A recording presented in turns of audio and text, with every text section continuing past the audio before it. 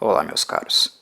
Aqui é o Corvo, e hoje retomo no canal a temática de The Witcher, algo que há algum tempinho não fazia por aqui. Por não ser um canal monotemático, minha tendência é sempre buscar outros assuntos de meu interesse, principalmente para manter um nível mínimo de prazer na produção de novos conteúdos.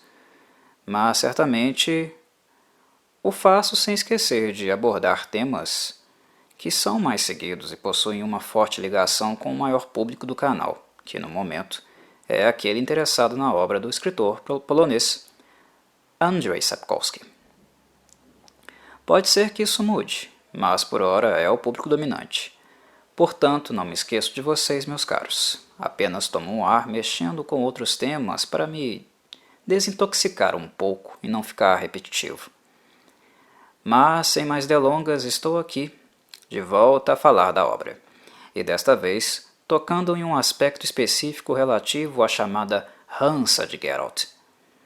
Para aqueles que não sabem do que a Hansa se trata, obviamente não chegaram no ponto onde a leitura introduz a trupe na saga dos livros. Se você se encaixa nesse perfil, sugiro que interrompa a audição para que não tome algum possível spoiler. Prezo por certa liberdade nas minhas narrações, não gosto muito de conter o verbo. Portanto, caso não queira ser introduzido precocemente no tema, antes de ter encontrado você mesmo nos livros, talvez interromper seja a melhor decisão a tomar aqui. De qualquer modo, esclareço que neste vídeo não estarei dissecando ou falando sobre tudo o que há para falar do grupo formado por Geralt e seus leais amigos. Não tenho como objetivo esgotar o assunto, e sim fazer um pequeno recorte, falar sobre um aspecto dos companheiros que, particularmente, é um dos meus preferidos acerca deles, e que deixei explícito no título do vídeo ou podcast, dependendo de onde você está me ouvindo. Trata-se do elemento da exclusão, uma similaridade que, na minha análise, tem um papel fundamental nos laços que são criados entre as personagens e no fortalecimento deles durante o período em que ficam juntos. Por mais que suas personalidades, individualmente, sejam muito distintas e até mesmo, em alguns momentos, conflituosas. Mas o fato é que há, na Hansa, um elemento que os aproxima, que possibilita que os personagens envolvidos consigam se enxergar minimamente um no outro, se colocar no lugar um do outro. Demonstrar o que podemos chamar de uma empatia mútua. E para mim, sem dúvida, é o fato de todos eles, sem exceção, possuírem em sua história um estigma, algo que previamente foi colado em suas identidades, seja por não se encaixarem ou por serem deliberadamente excluídos, se tornarem o que podemos chamar de outsiders dos seus grupos de pertença originais. Cada um deles possui uma história de vida vinculada a um grupo, que possui regras morais e de conduta determinadas pela cultura, onde estavam inseridos. No entanto, por razões diferentes, eles decidiram em algum momento deixarem de ser passivos perante a este modus operandi e se tornarem protagonistas da própria história, escrevendo-a assim de próprio punho. Obviamente, se opor ao status quo é algo que não se faz sem sofrer represálias, e os personagens da Hansa sofrem várias, cada um dentro da sua realidade. Quando não oprimidos pelos costumes do seu nicho, foram perseguidos ou escorraçados em virtude das diferenças ou resistências que apresentaram. E o fato de, entre as ovelhas brancas, eles serem as negras, o que não necessariamente é uma coisa ruim, é algo notório para que eles se encontrem, se relacionem, se reconheçam e desenvolvam laços afetivos, reforçados pelas várias intempéries que enfrentam juntos na busca da realização de um projeto traçado por eles, coletivamente. Encontrar Cirila, há muito tempo desaparecida e de paradeiro indeterminado. Temos na busca de Cirila um objetivo inicial, algo que serve como ponto de partida, que podemos identificar como uma catapulta que os impulsiona a avançar. Mas analisar a união da Hansa apenas por este aspecto seria algo completamente reducionista. Este motim é apenas um pequeno gatilho. A confiança em Geralt, compartilhada pelos membros, também cumpre um papel importante. Tal confiança certamente não foi gratuita, mas pontualmente conquistada pela lealdade e caráter que o bruxo demonstra.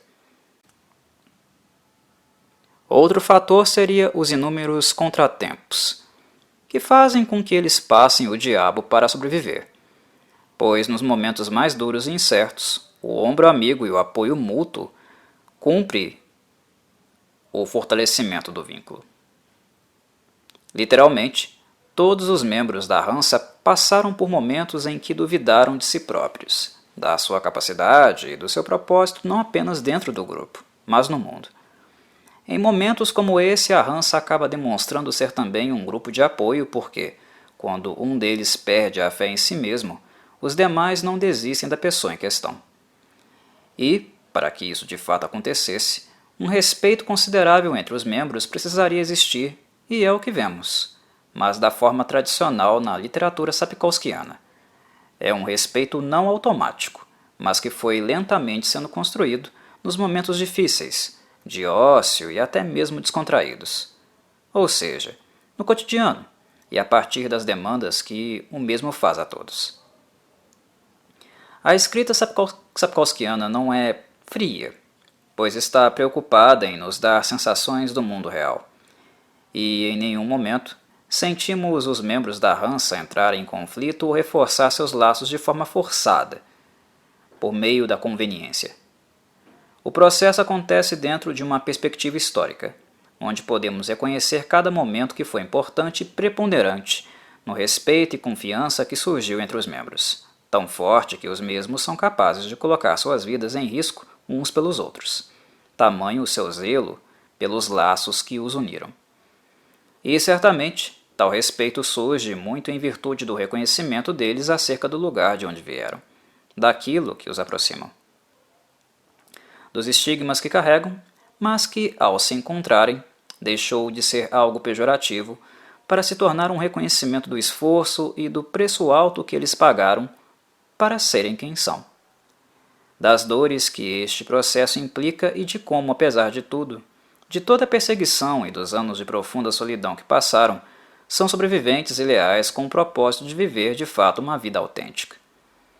Ao reconhecimento dos pães mofados e carunchentos, comidos após não um, mas vários diabos amassarem. Os personagens da Hansa reconhecem isso, possuem este ponto em comum entre si e se respeitam mutuamente por isso. Mesmo tendo suas diferenças filosóficas de perspectiva de mundo, reconhecem uns nos outros a lealdade com aquilo que acreditam ser o melhor.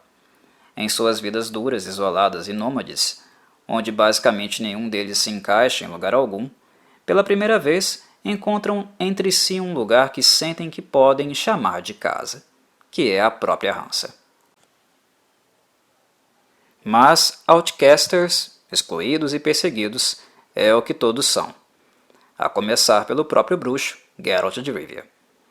Não é novidade para os leitores sapkowskianos os estigmas que os bruxos carregam, como são vistos com preconceito e desconfiança pelos povos do continente. Mesmo precisando deles e sendo salvo por eles, tratam-nos com desconfiança, cuspindo em seus rostos, difamando seus atos e condenando de forma ignorante a sua existência. A palavra mutante é um xingamento que Geralt ouviu praticamente a vida toda, desde quando foi um dos felizardos, ou não, dependendo do ponto de vista, a sobreviver ao genocídio do Teste das Ervas. Ingratidão, solidão, a falta de uma família e de um lugar para chamar de seu. Coisas com que Geralt de Rivia sempre conviveu, mesmo colocando sua própria pele em risco todos os dias a troco de uma mixaria que não é suficiente nem para forrar o seu estômago. Cahir Maur Difrin Aep Tialak não teve uma vida das mais fáceis também, embora seu posto de cavaleiro nilfgaardiano possa sugerir algum elemento de nobreza e vida privilegiada. E de fato, no mundo de The Witcher, sempre alguém está pior do que você, não importa onde você esteja ou pelo que está passando. Como sempre costumo reforçar, o texto sapkowskiano é uma dark fantasy e retrata um mundo cão, com requintes de crueldade, que encontramos diariamente no nosso próprio dia a dia e sociedade. Para um personagem como Carrir, não seria diferente. O Cavaleiro Nilfgaardiano, considerado antagonista e principal responsável pelos constantes pesadelos de uma traumatizada Cirilla, é aquele que inclusive nos ensina o significado da Einhans, ou como é popularmente chamada, Hansa, uma organização armada, unida pelos laços de amizade. Mas isso não necessariamente foi uma constante na vida de Carrir, muito pelo contrário. O jovem Nilfgaardiano pouco tempo teve para a amizade, pois praticamente foi submetido desde a infância ao dever. Dever com seu nome, dever com a família, dever com o exército, dever com o imperador. Carrir ir à procura de Ciri, como forma de redenção e não para torná-la cativa, se unindo a Hansa, é o momento onde talvez, pela primeira vez em toda a sua vida, ele realmente tenha feito uma escolha autêntica. Carrir vivia sob a pressão de carregar o nome da família, sobre a exigência de uma inflexível disciplina e sempre com o fio da espada na garganta, pois, aos olhos de seu imperador, Emir var Enreis, ele sempre foi meramente um objeto, um peão, uma engrenagem na roda da guerra e que poderia ser friamente substituída caso não desempenhasse sua função adequadamente. Carrir abandona a vida de marionete, de um script pronto, de um fatalismo onde residia sua existência e decide pulsar novamente, mesmo que a princípio tais motivações pareçam para nós leitores um pouco idealizadas ou até mesmo ingênuas. Mas é a forma que Carrir encontra de respirar, se sentir minimamente vivo e dono da sua própria vida. E também pela primeira vez livre de um adjetivo, que querendo ou não, sempre esteve colado nele durante todos os anos em que usou a armadura negra de Nilfgaard, o de vilão. E o que dizer de Maria Belring, nossa querida Milva? Milva é uma sobrevivente digna de grande admiração. Desde cedo, além dos costumeiros afazeres domésticos destinados às mulheres, Milva caçava com um pai, aprendendo o manejo do arco. A morte dele, pessoa que ela tinha a melhor relação, levou sua mãe a casar-se novamente com um homem desprezível, mas que a mãe possuía profunda dependência emocional. Como vocês devem imaginar, para este verme não existia apenas uma mulher dentro da casa. Havia a nova esposa e, claro, a jovem Milva, que foi constantemente alvo de seus assédios. Altamente dependente do marido, a mãe de Milva não deu o suporte necessário a ela. E sendo assim, ela não teve outra opção a não ser se defender e atacar seu agressor para não ser estuprada, pois sua mãe jamais cumpria tal papel. Sozinha, faminta e fazendo aquilo que ela sabia fazer de melhor, usar seu arco.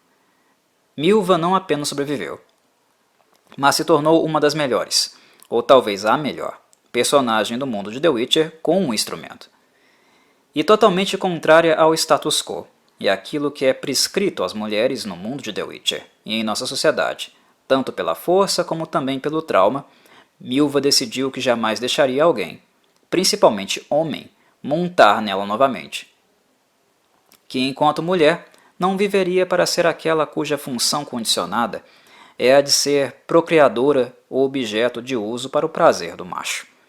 Tendo a oportunidade de se casar alguns anos mais tarde, visto que recebeu tal proposta de um renomado barão, algo que faria com que ela nunca mais passasse fome ou qualquer outra necessidade, Milva recusa-se prontamente. Não porque ela não quisesse o conforto de uma vida segura e sem a preocupação de não ser morta durante o sono, sem conviver com a incerteza se acordaria para viver mais um dia. Recusou para não ser o tipo de mulher que a sociedade espera que ela seja, que cuida da casa, da cama e que nela mantenha um homem satisfeito.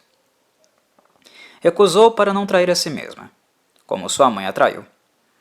Maria Belring é uma mulher com M maiúsculo, que pessoalmente tenho bastante admiração.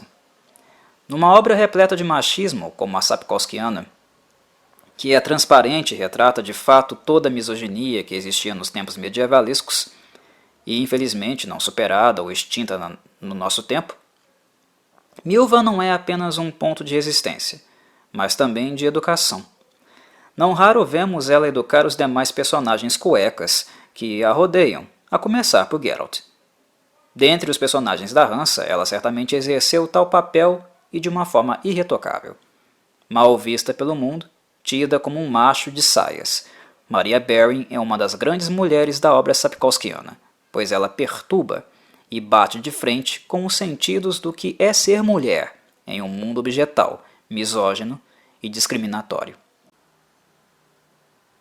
E por falar em mulheres, Angoulême, embora jovem e inconsequente, se encaixa perfeitamente nas vítimas de um sistema de exploração e repleto de mazelas. Das ovelhas negras da Hansa, em minha análise, Angoulême reflete o descaso, o descompromisso e a negligência com a infância. Também de origem nobre, Angoulême foi acusada ainda criança de ser fruto de um adultério, onde supostamente sua mãe, uma nobre sintrense, sim, de Sintra, mesmo país de Ciri, teria tido relações extraconjugais. Obviamente a menina não tinha culpa nenhuma no cartório, mas foi quem prontamente pagou o pato. E pagar o pato seria uma constante na vida de Angoulême, daquele ponto em diante. Inicialmente descartada, ela foi afastada da nobreza e enviada para viver com familiares distantes. O que talvez, na cabeça da criança, seria algo provisório, logo se provou tratar de um abandono. Pois, segundo as memórias da própria Angoulême, sua mãe não a foi visitar mais do que 3 vezes no máximo. Em virtude da guerra com Nilfgaard, as dificuldades financeiras dos familiares que tutelavam Angoulême fez com que ela fosse vítima de um novo abandono, sendo entregue aos cuidados de um orfanato. Pouco tempo depois, o tal orfanato provou-se fachada para o que realmente ele era, um prostíbulo. Diferente de Milva, que conseguiu se defender e tentar uma sorte menos desgraçada, diferente da morte física e psíquica causada por estupros contínuos, Angoulême não teve esta sorte. Estupro passou a ser o resumo da sua vida cotidiana, até que no motim ela assassina clientes e funcionários do bordel e foge, para cair numa realidade igualmente bárbara, que é a realidade das ruas. As ruas são um lugar bastante frio e insensível, algo que nós, no conforto de nossas casas, achamos que conhecemos. Acreditamos saber o que é a fome e o que uma pessoa é capaz de fazer para saciá-la. Na verdade, nos revelamos presunçosos e prepotentes quando minimamente sugerimos saber de tais coisas. O que sabemos é apenas uma fração da real brutalidade e barbárie que é sobreviver nas ruas. Para matar a fome, Angoulême cai na bandidagem. E teria tido uma morte precoce, ainda bastante jovem, se não fosse por Geralt de Rivia, que foi responsável direto no salvamento de sua vida. Angoulême tem por Geralt um sentimento de gratidão e profundo respeito, algo que ela também tem em comum com Ciri, além dos traços físicos, muito verossimilhantes. Para alguém que não teve pais verdadeiros, pelo tempo que durou a Hansa, certamente podemos dizer que Milva e Geralt foram as referências materna e paterna mais próximas que Angoulême conheceu, exercendo as funções características delas, a função do cuidado e da lei, da educação. Se os dois foram brevemente seus pais, a Hansa como um todo foi sua família. A família de uma criança estuprada, considerada por anos a fio meramente uma trombadinha, filha do crime, que supostamente caiu em desgraça apenas por culpa própria. Uma peste sem família e que deveria ser expurgada da convivência social. Ir para a forca, em outras palavras. Reconhecer toda esta hipocrisia não é, de maneira nenhuma, retirar de Angoulême a responsabilidade que ela teve em seus atos criminosos. É impedir que recaia nela, e apenas nela, a responsabilidade por tudo. Reconhecer a hipocrisia, a boçalidade, é colocar em reflexo o que existe no meio que produz muitas e muitas Angoulêmes. As Angoulêmes podem potencialmente viver vidas muito diferentes das que viveram e se tornarem pessoas dignas de muito apreço quando bem guiadas e orientadas, quando elas podem desfrutar do apoio e estrutura mínima que realmente necessitam, algo que Angoulême conseguiu tardiamente com a Hansa e que, através dela, se transformou e se redimiu. E, para finalizar, não poderia faltar o sábio da trupe, o longevo, sagaz e erudito Emiel Regis Rohalek Terzieff Godefroy, aquele que supostamente deveria ser um monstro mais incontrolável, caótico e maligno para o senso comum, mas que na verdade é uma das figuras mais humanizadas e gentis que Geralt de Rivia encontrou em suas jornadas, algo que foi surpreendente e inesperado até para ele, o famoso bruxo, que não mata monstros por serem monstros, mas sim pune os atos monstruosos. Atrevo-me a dizer que no mundo de The Witcher, Sapkowski não apresentou um personagem mais ponderado, reflexivo e sábio do que Emiel Regis. Seus séculos de vida foram algo que fez florescer nele a sabedoria milenar que, de forma ignorante, acreditamos ser algo natural, como se envelhecer deixasse alguém automaticamente sábio. Pelo contrário, a sabedoria e a maturidade é algo que se desenvolve, se busca e se adquire pelo constante esforço, pelo estudo e tentativa de ser alguém mais digno. Não são, de forma nenhuma, os cabelos brancos o que nos tornam sábios. E na obra sapkowskiana podemos ver isso sendo demonstrado, por exemplo, na comparação possível que fazemos entre Regis e outros personagens também muito antigos, como os elfos.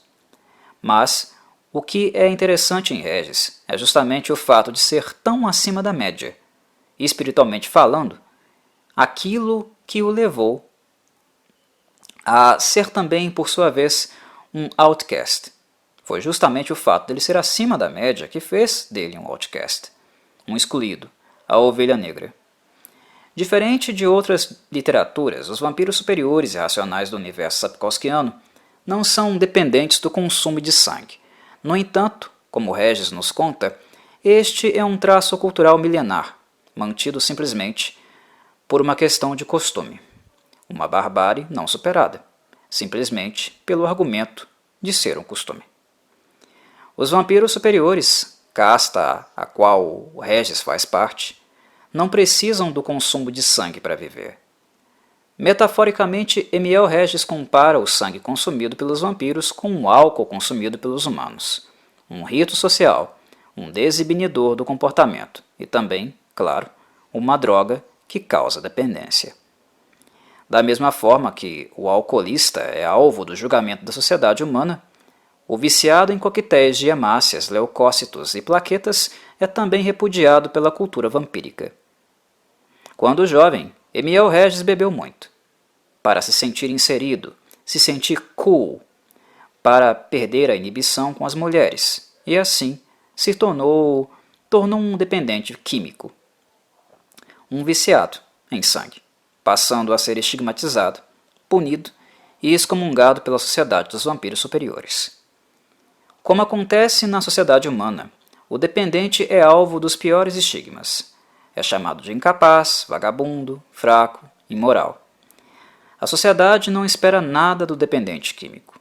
Exige que ele seja retirado do convívio social ou até mesmo exterminado. Não se vê no dependente a possibilidade de que, em algum momento, ele possa se reinserir novamente, voltar a ser útil e digno. Útil e digno, entre aspas, porque não deixa de ser ambas as coisas mesmo doente. E sim, aos desinformados, dependência química é uma doença, e uma doença tratável. E não é este um achismo ou opinião da minha parte, e sim um fato, constatação científica. Basta consultar produções médicas e psicológicas sobre o assunto, o CID-10, o DSM-5.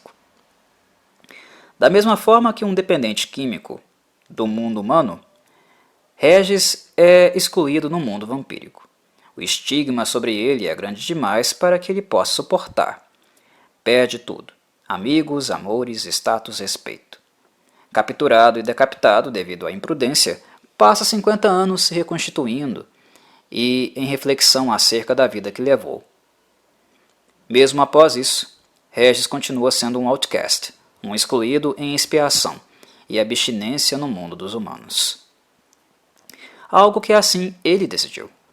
E sua jornada de recuperação aumentou consideravelmente sua percepção, sabedoria, compaixão e tornou-o mesmo um personagem dos mais humanizados na saga de The Witcher. Regis é um recado, um estatuto da superação, da possibilidade de ser alguém ainda melhor do que se foi, mesmo tendo chegado no fundo do poço. Entrar em contato com outras perspectivas durante os anos de meditação fez de Regis, na minha análise, um vampiro ainda mais superior àqueles que o escorraçaram e descartaram-no como lixo. Sair da própria bolha é algo que faz bem, e fez muito bem a Regis. Ele passou a ver o mundo com outros olhares, com outras óticas, podendo fazer sínteses mais amplas e desenvolver assim a grande empatia que passou a sentir por outras criaturas, que sentiu por Geralt, e o levou a ajudá-lo em sua busca. E é isso, meus caros, a rança dos excluídos, onde cada um, segundo sua realidade em particular, consegue enxergar nos outros este elemento que neles é algo em comum, e, pelo reconhecimento, compartilham das aprendizagens adquiridas e nutrem por si admirável respeito pela cruz que cada um carregou, mutuamente se apoiando para suportar, por sua vez, a cruz que decidiram carregar conjuntamente, que é a cruz de Geralt, da esperança de encontrar ainda viva a pessoa que ele mais ama, Cirila, a pessoa que deu a ele um novo sentido para viver e também o ajudou a ser alguém melhor, sem sombra de dúvida. Espero que tenham gostado e matado parcialmente a saudade de um tópico de The Witcher no canal. Um abraço a todos e até a próxima.